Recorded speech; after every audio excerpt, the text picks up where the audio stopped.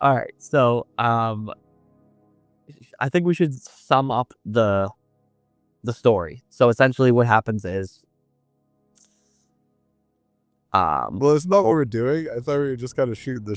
none of that was recorded. None of that. No, all of that was recorded. So anyway, so he creates the wings out of bird feathers, right? And then what happens after that? Yeah, the feathers and wax, and before taking off, Daedalus warns Icarus that not to fly too high, or the sun would melt the wax, Yeah. and not to fly too low, or the sea's moisture would weigh down the feathers.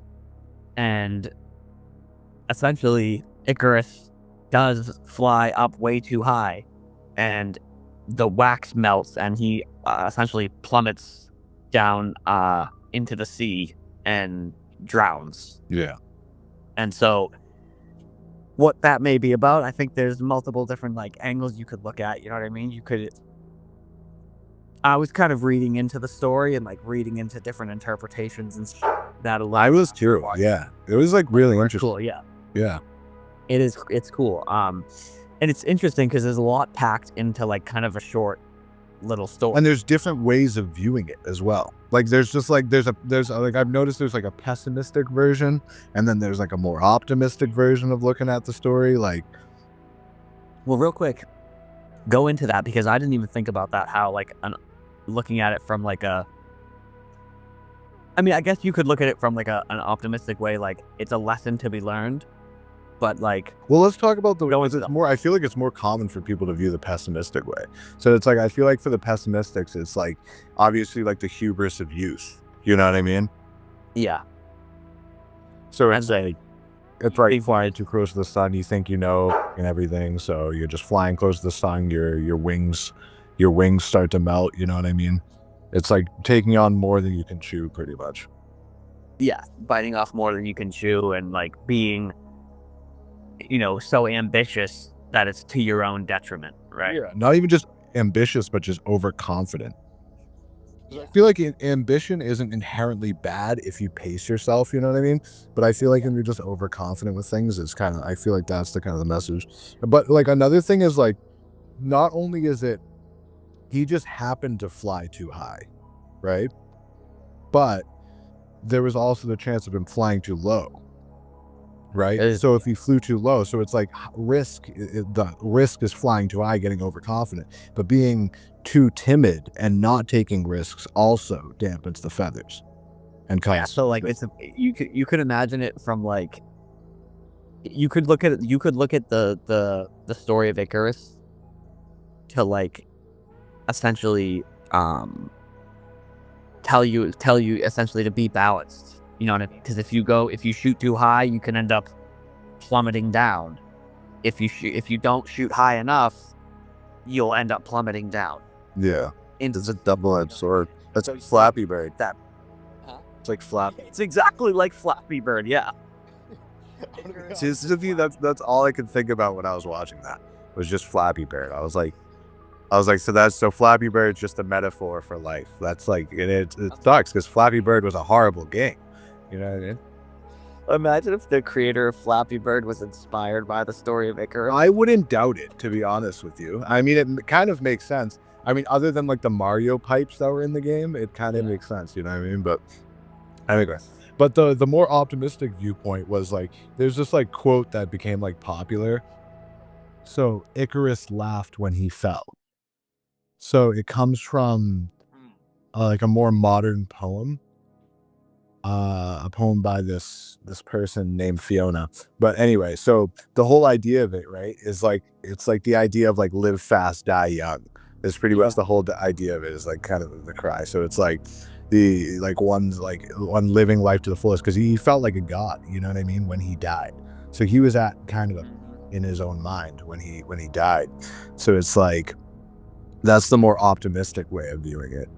It's like the value of like, because he felt like a god. He got so confident, but then he ended up dying. But either way, he experienced that bliss of flight, something that no other man has experienced, other than, you know, obviously the demigods and shit like that. So Yeah, because that's right. That's the whole other. I forgot that part of the story where like he ended up like getting because it does talk about hubris.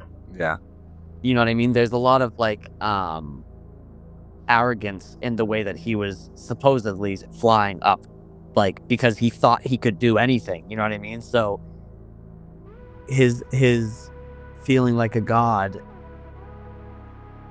was just a feeling. You know what I mean? It wasn't actually him.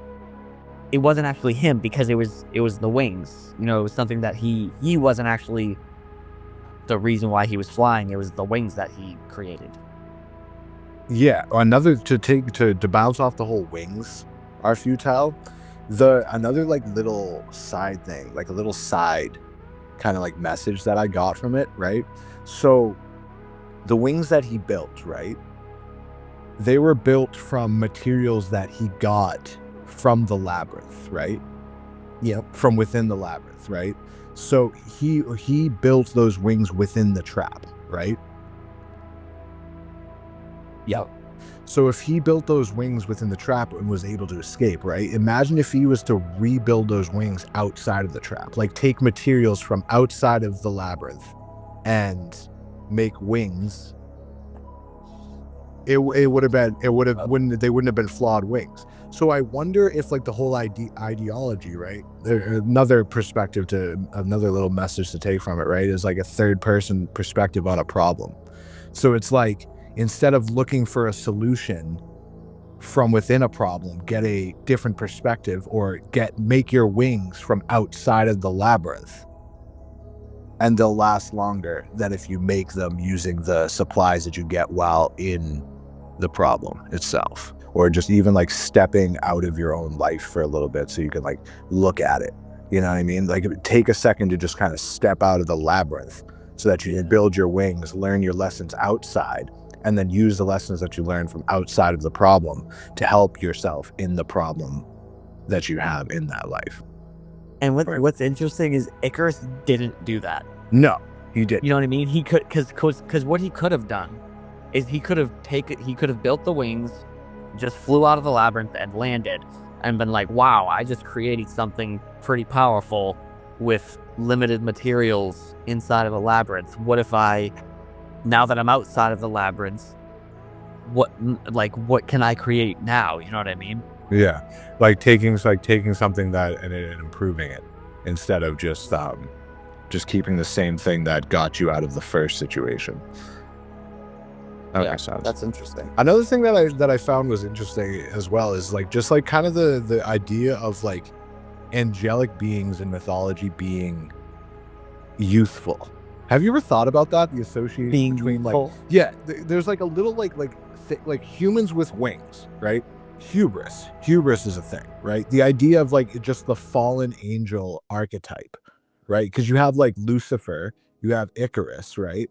They're both winged humans, pretty much, or angels. You know what I mean? That both fell from the heavens because they tried to get close to the sun or get close to God in like the whole like Christian text. So it's like I noticed like a kind of a little parallel from that story to like the idea of like Lucifer and the fallen angels. There's many different like, I mean, it all pretty essentially boils down to good versus evil. You know what I mean? Like, they say that Lucifer.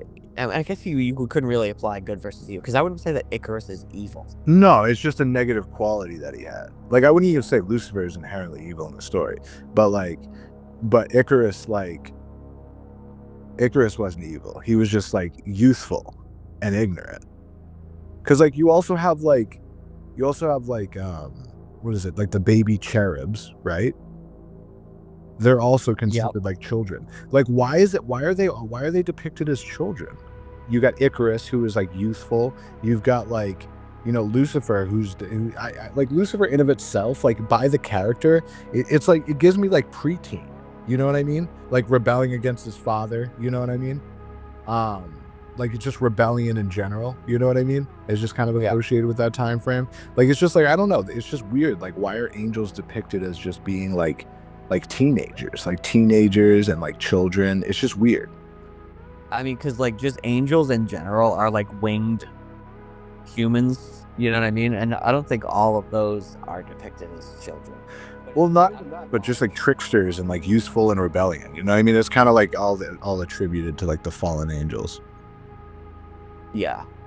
You know, well, so the way you could like some of the stuff that I've thought about in the past as to why like we wing humans, like we put wings on humans, is because like hypothetically, if angels did show themselves to people, the only way that a human back then is able to like conceptualize what they're seeing is to reference what they already know. And so the pretty much the only things that flew back then were birds. The only way that they could like conceptualize it is to relate it to what they already knew. And so if they tried to draw it, they would be like, "Oh, it was a human flying." Well, what things fly? You know what I mean? Something to that effect. Isn't it like in not I guess the Book of Enoch technically isn't even in the actual Bible. The cherubim. This is the ones that we as humans depict as little babies. They are multi-faced beings, often have 4 faces, that of a man, a lion, an ox, and an eagle. They have 4 wings, 2 covering their bodies, 2 for flying. Their appearance is radiant, sometimes described as like burning coals or torches.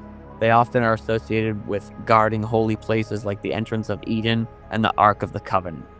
And in Ezekiel 10:12, it says, "Their body, their backs, their hands, their wings, and the wheels were full of eyes all around."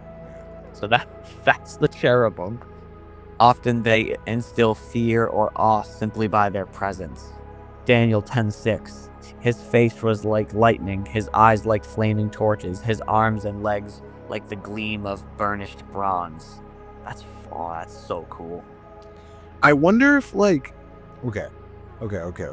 So I wonder if wings represent just the ability to connect between the two worlds of heaven and our earthly realm.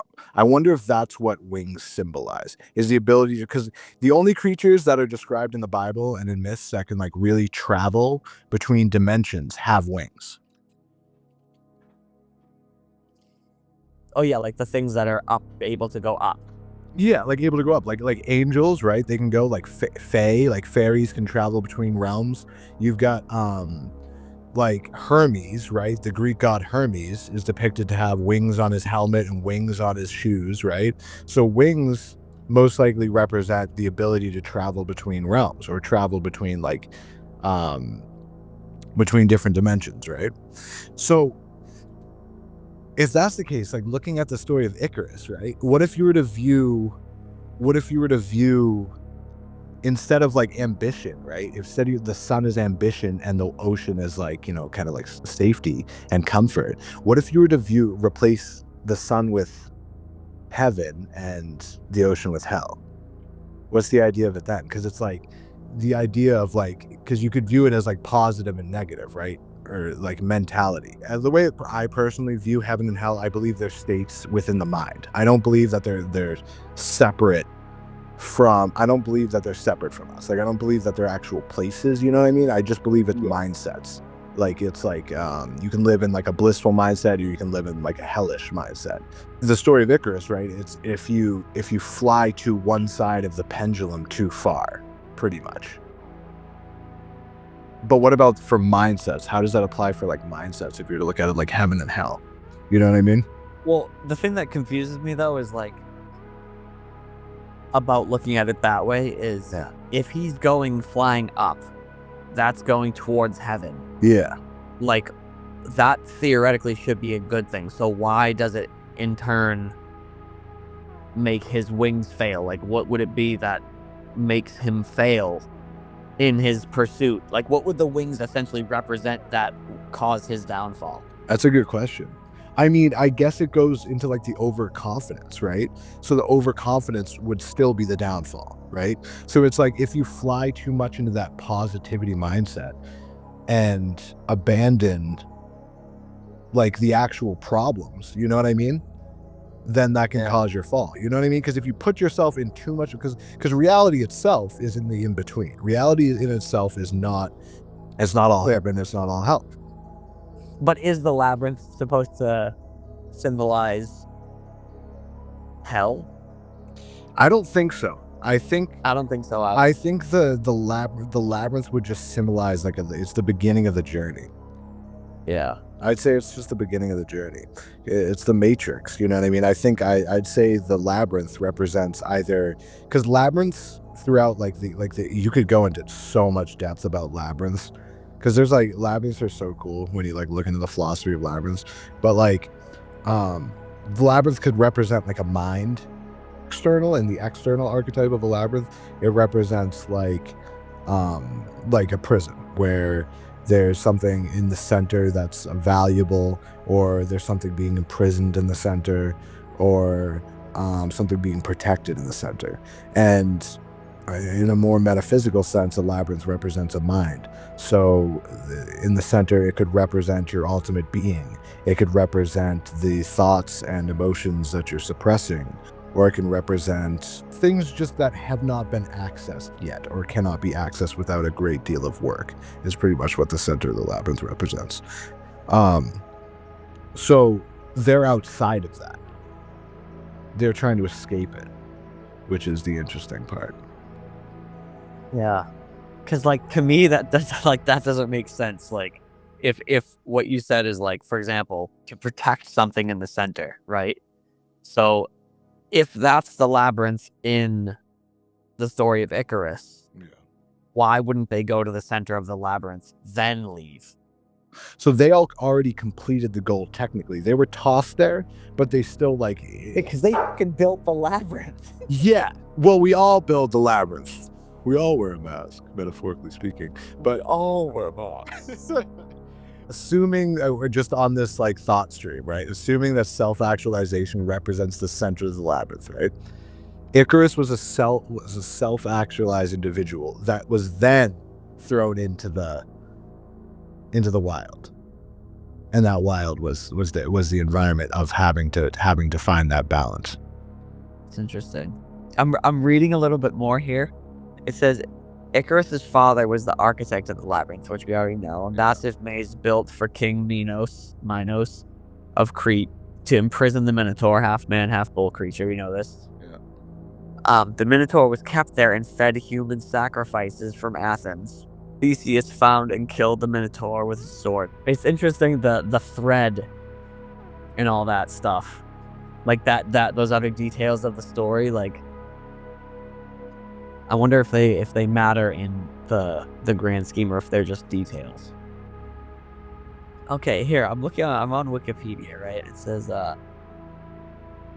Icarus and Daedalus escaped using wings. Daedalus constructed from birds' molted feathers. So the feathers that they molted off, threads from blankets, and the leather straps from their sandals and beeswax. Yeah, or beehives. Yeah, Daedalus got the wax from beehives. Yeah.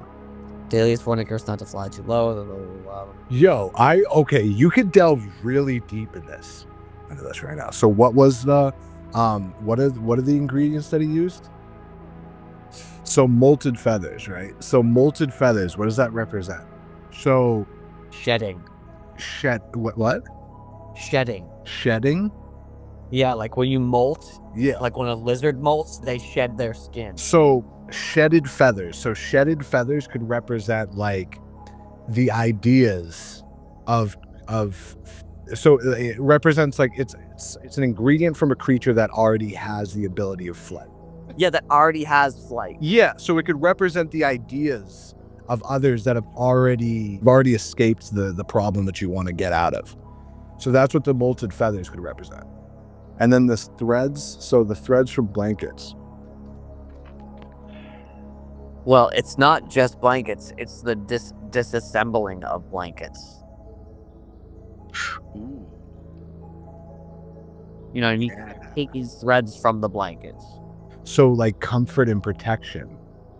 Or I liked what you said about the unwinding. It's a disassembly of a blanket. So it's disassembly of comfort. Yeah, because they're like, it's just like, it's very specific. Because they could have taken, like, it could have been like from their shirts. You know what I mean? It could have been from their clothing. From blankets is very specific. Like why they like Blankets is extremely specific. Because how many different types of fabric are there? You know? Yeah, especially because in the next sentence it talks about how he got leather straps from his sandals. So why wouldn't they get another piece from another article of clothing? You know? Yeah. This is going deep. That's what I mean. Yeah. No. But it's ingredients of how to make the wings, bro. We gotta learn how to make the wings, bro. So leather straps, right? From their sandals. Sandals and leather straps. Another association with sandals and wings as well, because you have Hermes that used his sandals for flight. Yeah, so they had the winged sandals. So let's look at let's see what Hermes winged sandals mean and why they're winged and what they represent. They have a specific name, Talaria. Talaria of Mercury, the winged sandals of Hermes.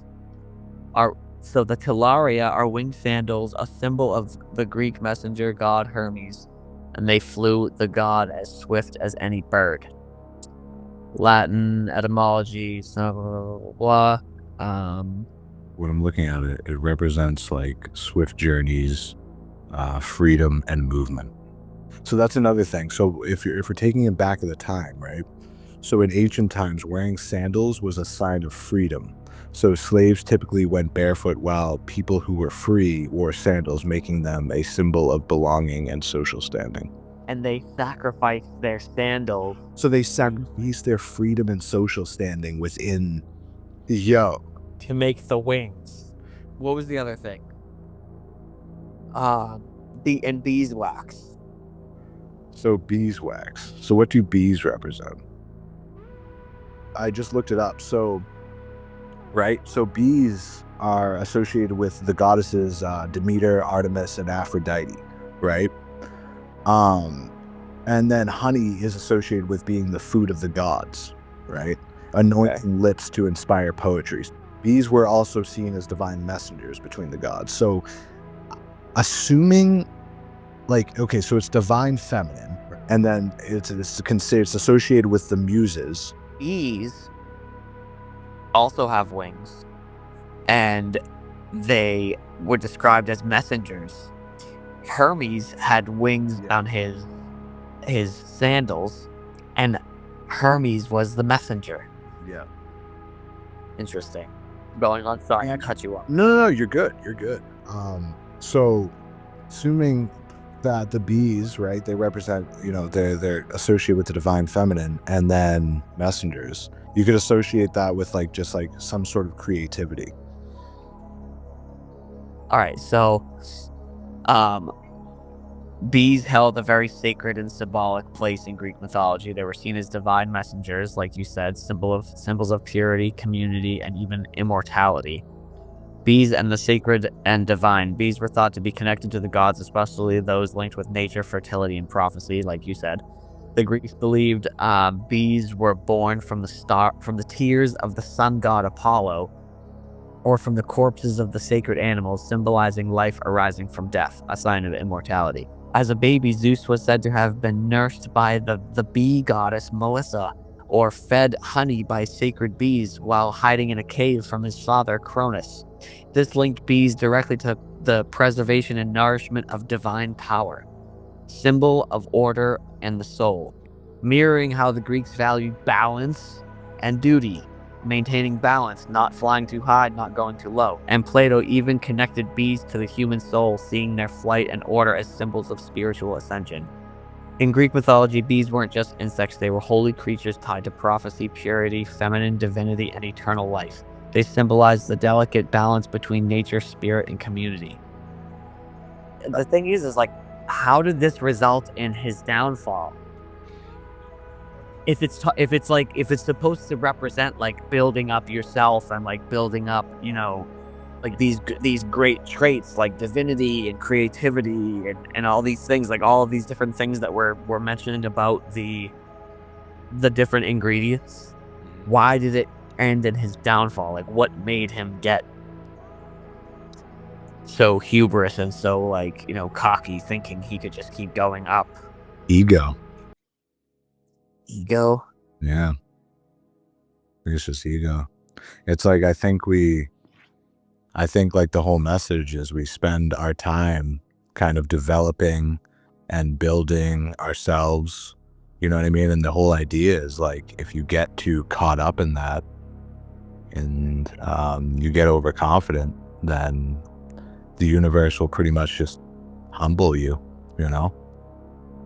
It's an amazing story, honestly. It really is. I feel like Yeah, I the like. majority of myths, it definitely stood out to me a lot. Yeah.